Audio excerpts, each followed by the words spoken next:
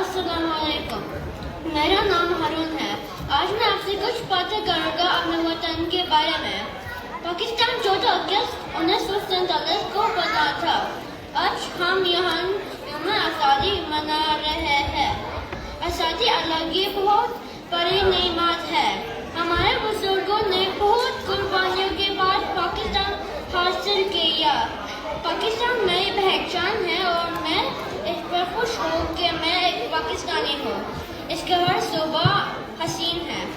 पाकिस्तान में नमक के बहुत बड़ी कान है जिसको हम सोल्ट रेंज कहते हैं।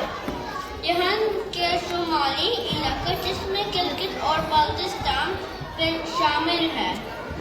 यह इलाका कुदरत के दिलकश और ज़हर अफरोज मनाज़िर के लिए मशहूर है।